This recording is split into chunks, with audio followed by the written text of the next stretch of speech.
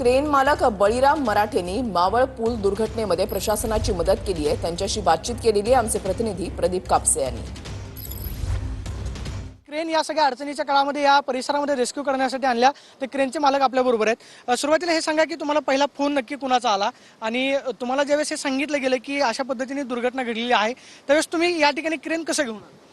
मला सुरुवातीला 3:30 वाजता मला आमदार साहेबांच्या ऑफिसमधनं कॉल आला।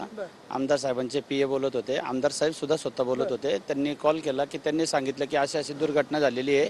तर आपल्या क्रेन, त्यांना माहिती आहे की माझ्या क्रेनचा व्यवसाय आहे, त्यांनी सांगितलं की जेवढ्या लवकर येता येईल तेवढ्या लवकर इथं क्रेन घेऊन यायच्यात आणि जे अडकलेले त्याच्यामध्ये जे डेड बॉड्या होत्या वगैरे ते काढण्याचं काम आपण केलेलं आहे। सुरुवातीला आल्यानंतर काय परिस्थिती पाहायला मिळतो? भयानक होतं का सगळं? म्हणजे पुलाखाली लोक अडकलेले होते, काय डोळ्यांनी पाहायला मिळालं? सुरुवातीची परिस्थिती एवढी भयानक होती की अक्षरशः समोरचं दृश्य बघून डोळ्यातून पाणी येत होतं। एक 6 वर्षाचा मुलगा एनडीआरएफ वाल्यांनी ओढून काढला बाहेर। म्हणजे इतकी म्हणजे डोळ्याला पण पावत नव्हतं। अशी वेळ कोणावरती येऊ नये आणि जे हुल्लडबाजी करणारे आहेत त्यांनी तर अशा ठिकाणी येऊच नाही की त्यांनी हुल्लडबाजी करायची तर थोडी साईडला जाऊन लहान मुलांच्या जीवाशी खेळण्याचा काही त्यांना अधिकार नाहीये।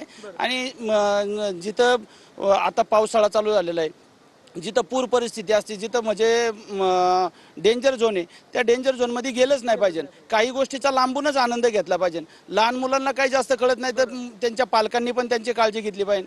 त्यांचे पालक त्यांना हाताला धरून जर अशा ठिकाणी डेंजर झोनच्या ठिकाणी जर घेऊन येत असेल तर ते जीवाशी खेळण्याजोगं आहे। कॅमेरा पर्सन नागेश गाडेसोनी, प्रदीप कापसे, टीव्ही 9 मराठी, पुणे।